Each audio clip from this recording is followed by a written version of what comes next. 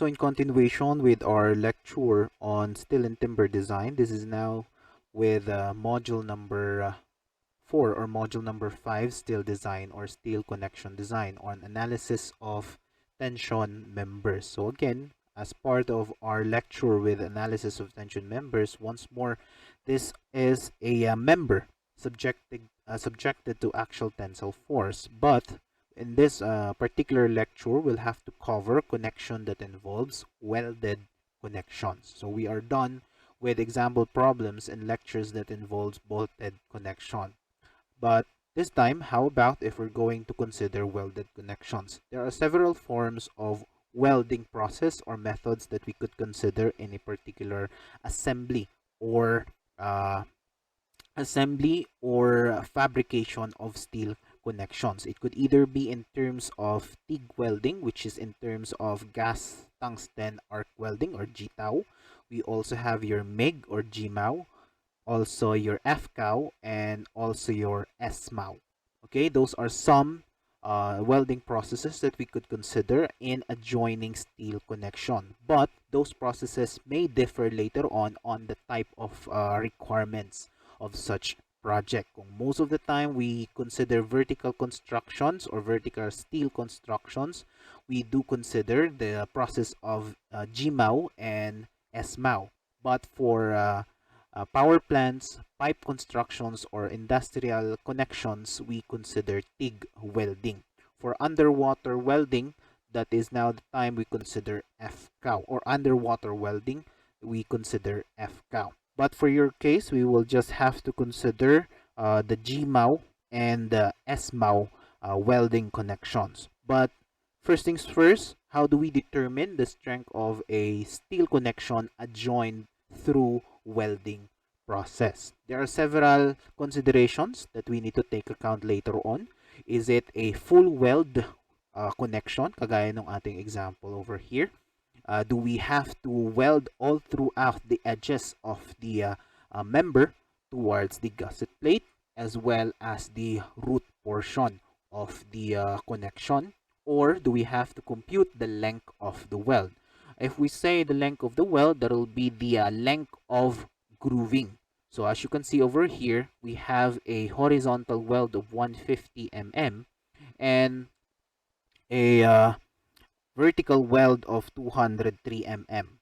Then another weld over here, which gives us a total weld of 150 plus 203 plus another 150. So that will concern later on the length of weld. But when it comes to code specifications and standard values, we will also have to consider several sets of formulas or new sets of formulas to also compute those lengths. Kung ilan nga ba yung kailangan ng connection, which is sufficient enough, or is it sufficient enough later on to hold a particular tensile force subjected on the member. But with this particular example that we will cover today, we just have to compute the difference on a weld connection with regards to bolt connections. So there is a huge difference when it comes to weld and bolted connections. Pag bolted connection, we always tend to consider several forms of fractures, right? Lagi nating hinahanap ano yung path na critical when it comes to tensile rupture, when it comes to shear rupture, and so forth and so long. Meron bang gauge? Meron bang pitch? And so forth and so long. And it is always time consuming. Nahanapin pa natin yung critical path or least net area. But when it comes to weld connection, mas maikli yung magiging solution natin with this problem or with this method of connection. Dahil tatanggalin na natin yung ating NRA or net reduction area. Lagi lang namang meron ang net reduction area pag merong bolt hole or gagamit tayo ng bolt connection or rivet connection. But when it comes to weld connection, tatanggalin na natin yung NRA. So, anong ibig sabihin nun? Remember that on our net area computation, we always tend to subtract the gross area, subtract the net area from the gross area or the net reduction area from the gross area. So, yung net reduction, kukunin natin yung critical section, critical tensile rupture as well as shear rupture. Then subtract that with the gross area of the member subjected to actual tensile force.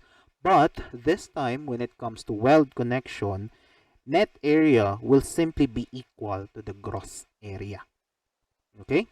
Bakit? Simple lang. Kasi wala nang bolt hole. Wala nang walang critical rupture. Ang rupture lang niya is only on the line of weld or on the portion of welding. Kung saan ka lang nag-weld, doon lang yung nag-iisang possible rupture natin in the future. So as an example, on this particular figure, as you can see, it is an all-around weld. So kung all-around weld, sa portion kung saan ka nag-weld or nag-join ng member or steel member, doon lang nangyayari yung ating rupture. So with this example, ang tanging rupture na pwede nating i-consider is what we call later on again is block shear. Kasi nga, buong section yung tatanggalin niya. Kasi nga, and again, buong section din yung naka-weld. So, block shear. But then again, walang net reduction area. So, kung kahit eto lang yung ating weld, of course, wala pa ring net. Kasi wala ngang bolt hole. So, kung walang bolt hole, simply gross area is equal to the net area. And the effective net area is simply your shear lug factor, which is always based on the case of connection. Anong klaseng section yung naka-weld, anong klaseng section yung naka-bolt. Pare-parehas lang yon. Under table 3.2, page 77 of McCormack. Then again, effective is simply equal to the shear lug factor times the net area. But again, that is only in terms to weld connection. Baka mapaghalo nyo na naman. So with that said, we have this particular example. The entire solution process of welding connection, determinants of allowable strength and design strength is nevertheless just the same from bolted connection. Ang nagbago lang is that we will remove the net reduction area or we will remove the presence of bolt holes. Okay? So then the rest of the solution are pretty much just the same. So with this, we have your example number 10 for a steel connection involving welds. We have here an angle shown in the given figure below is welded all around. So ibig sabihin, meron din yan sa kabila, dun sa mismong lap section. On the end of the long leg only.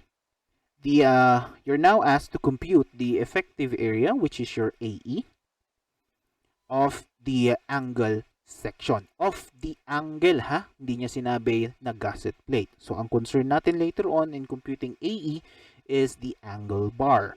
Then, you are now asked again to continue the solution by computing the allowable strength of the section subjected to actual tensile force as well as the design strength. So, using both ASD and LRFD design method. So, napakadali lang nung problem.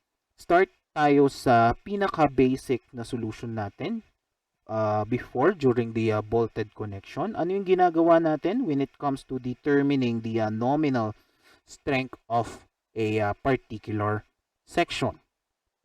So, pag sinabi nating nominal strength, starting tayo lagi with the yielding capacity or the yield strength along the gross area. Okay? So again, as you can see, it is welded all around. The angle is welded all around with the gusset plate on its long leg with a gross area of 8390 millimeters square. Centroidal X distance is 41.9. Thus, the angle bar has a section of L203 by 152 by 25.4. This particular section most likely is not available on your ASEP handbook. Luma na rin ito na section. Wala na ata to sa ASEP handbook. So, ito na lang. Pinagay ko na dito yung area at saka X bar. So, again, nominal strength in terms to yielding along gross area. Ano ulit yung formula natin dyan? Again, that is Pn equal to Fy Ag, right? I forgot to add here the grade of steel. So let's just assume the steel is now an A36 steel. Okay? So, ano yung Fy ng A36 in terms to metric? Ano yung yield stress? Open your mic. 250 po ba, sir? Yung lagi natin ginagamit. 248, sir. 2? 248 yung 248, exact sir. conversion, right? 248 megapascal. So that is 248 megapascal or Newton per millimeter square. Thus, it was already given in the problem the gross area of the angle bar subjected to actual tensile force, which is 8390 millimeter square. Canceling out the millimeter square, what will be your nominal strength along gross area?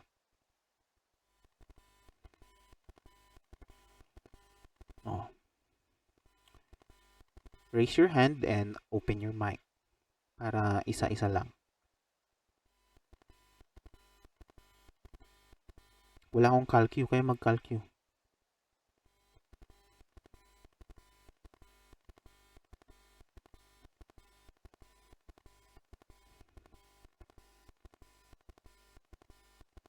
Ano? Dali. Exact value yan.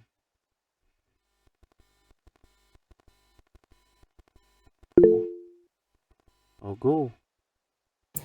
2080720, sir. Okay, tama ba? Yung iba, porkit naka-online na, hindi kayo magka-calcu, mag-calcu kayo. Kahit di ko nakikita ka. Nasa sa inyo rin yan. Okay? So, that is 2 million, tama ba? 2,080,720 Newton. So, after knowing the nominal strength involving yield strength along gross area, sunod natin yung nominal strength along rupture. Okay? Nominal along rupture or along the effective net area. Okay? Again, nominal strength involving rupture or effective net area is simply equal to the rupture stress capacity of the adopted grade of steel, Fu, times the effective net area. We know, again, that the effective net area is simply the product of the shear lug factor times the net area. And also, the net area is the difference of gross minus the net reduction area. But then again, it is now a welded connection. So, anong mangyayari sa net area? Anong mangyayari sa net area? Cancel. Cancel ang nakasabi lang natin kanina. Anong mangyayari sa net? Tanggalin na yung net reduction area. So, simply, AN is equal to the gross area of a 390 millimeter square. What we need to compute now is the effective net area or simply determine the shear lug factor. So with this particular connection, again, it is simply an angle bar adjoined to a gusset plate or a steel plate. So ano ang case na gagamitin natin for the shear lug factor? Anong case? Case number... Oh, kalimutan na naman. Anong case?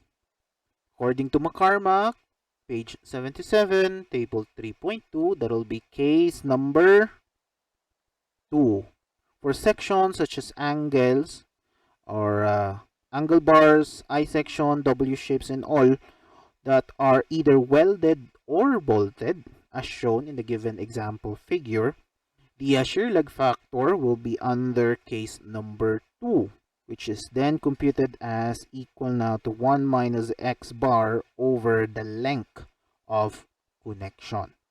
So with that, ano yung kailangan nating kunin ngayon? The length of connection. Mayroong pagkakaiba yung length of connection doon sa length of weld. Pag sinabi nating length of weld, ito yung grooving. Length of grooving. Okay? Gaano kahaba yung welding na ginawa? Pag sinabi naman nating length of connection, gaano kalalim yung pagkaka-place nung section. So as you can see, from this point towards this point, yung ating depth of embedment for the weld. So gaano kalaki yan? Or gaano kahaba yung length of connection? Ano? Gaano kahaba yung length of connection?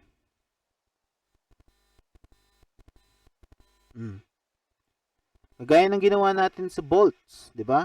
Bolt length of connection is from the center of the first bolt towards the center of the last bolt. But with this, from the start of weld towards the deepest point of welding. Okay? So, gaano kahaba yung length of connection? 150, sir. 150 mm. Nakuha? Nakuha yan? Nakuha? Sao kayo, people? Hindi porket online, tutulugan nyo ko. Sir, hindi po ko consider yung other side niya. Hindi na po. Kasi, again, length of connection. Gaano kalalim yung pagkaka-weld ng ating member towards the gusset plate. Ang other side, or this one, at saka yung sa baba, hindi po. That will be a part of the length of weld, not length of connection. So, pag ito, 150, 203 plus 150, that will be your length of weld. Length of connection, gaano kalalim yung pagkaka-weld ng member to the gusset plate. So, from this point towards this point,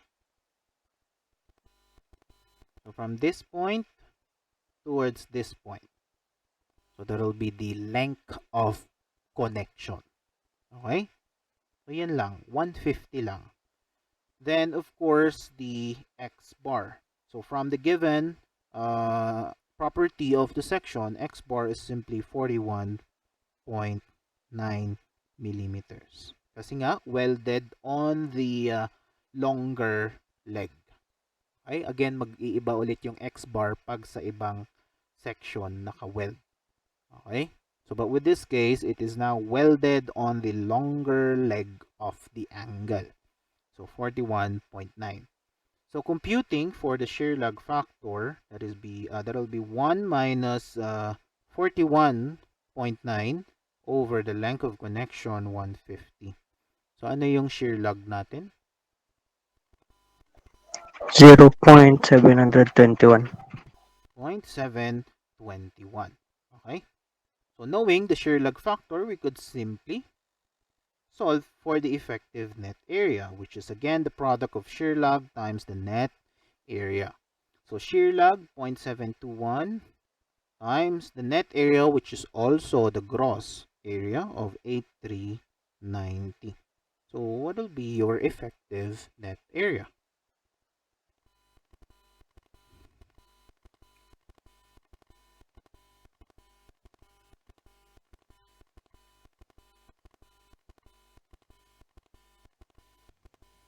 $60.49.19, Ilan? sir. 60,6049.19. 190 19, sir. 19. millimeter square. So, knowing the effective net, we can now again solve the net area involving rupture along effective net. That will be FU times AE. So, ano yung FU ng A36? 400, sir. 400 megapascal times AE of 6049.190. What is your net area?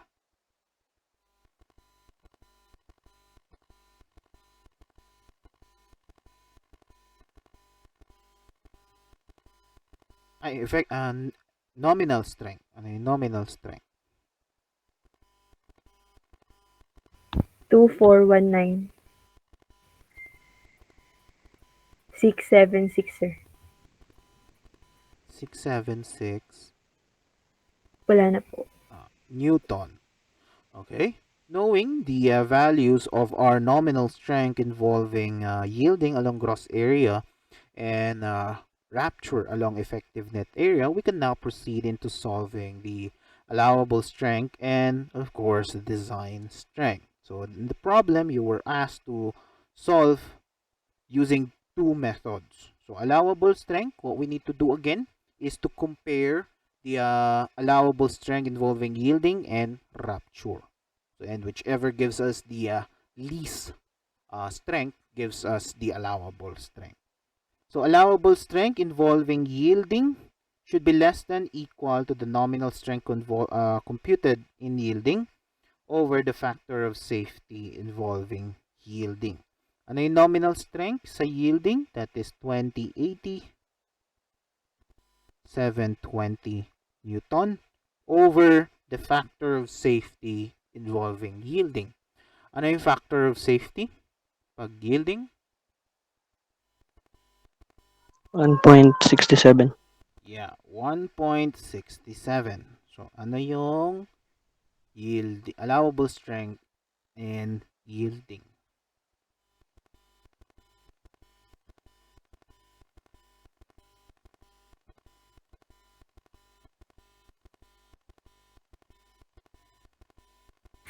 One, two, 4, 5, 9, 40, 0.12, sir. Okay? O, yung iba, tama ba yan? Okay. Then, after yielding, of course, we also have allowable strength involving rupture.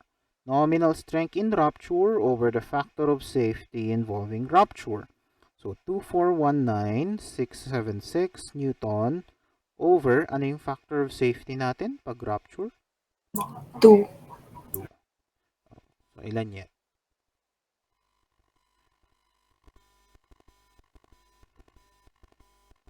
One, two, zero. 9838. Sakto. Yes po, sir. Newton. O, comparing those two values, ano ang gagamitin natin to serve as our allowable strength? Yung list po. Ano dyan? Sa yielding, sa rupture? Sa rupture po. Okay. So, this one will serve as our allowable strength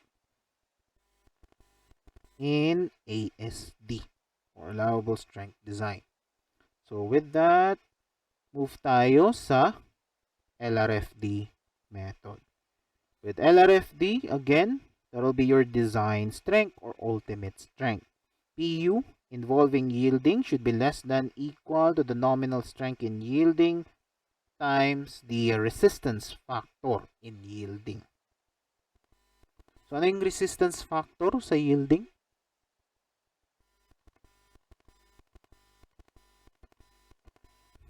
Point 9, sir. 0.9 times the nominal strength, which is 2080, 720 Newton. So, ano yan? What is the design strength in yielding? 18, 72648, sir.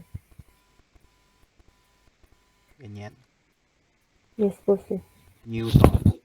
So with that, we need to compare that again with the design strength involving rupture, resistance factor in rupture times the nominal strength. Ano yung resistance factor? 0.75. 0.75 times Pn of 2419676. So ilan yan?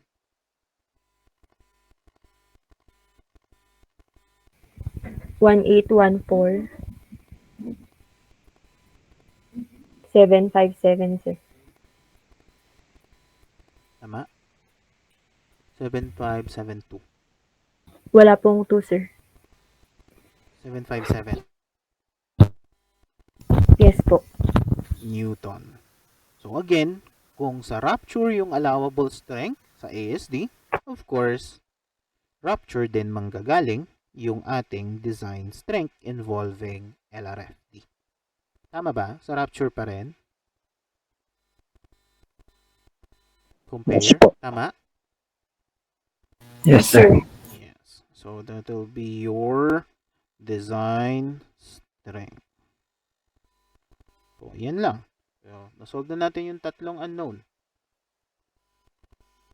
From the given problem, kailangan lang natin isolve is the effective area, the allowable strength, and the design strength of the welded connection. Question? May question po so far?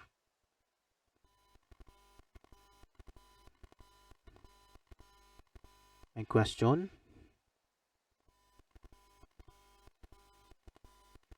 Question.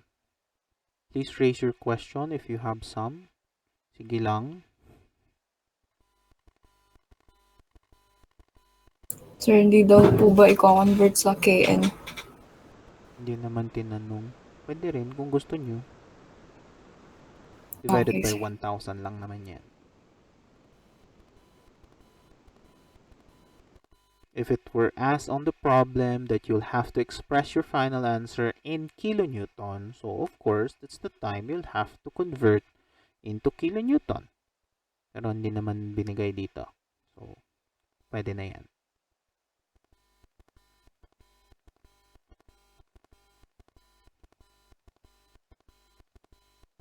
Ano ba? Yes.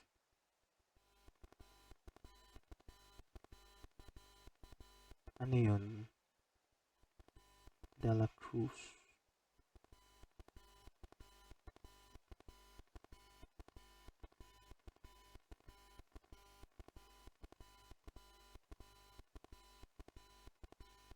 Is...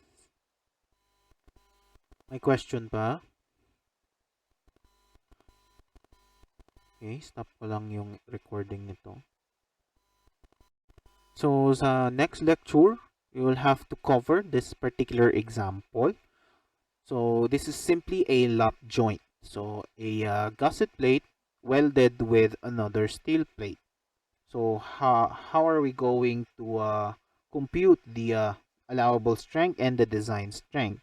And this time, we'll have to consider the presence of block shear. So, simply a lap joint using a weld connection. Compare ulit natin yan sa block shear. Almost just the same from the bolted connection analysis before on our block shear lecture. But again, welded na nga lang siya. So you'll just have to remove the net reduction area, making the gross shear area equivalent to the net shear area. Same goes, the net tensile area is simply also equal to gross tensile area. So, ganyan lang naman yan. Yun lang ang pinagbago. Tanggalin nyo lang yung net reduction area. Simply, that will be your welded connection. Then, the rest of the solution will just be just the same.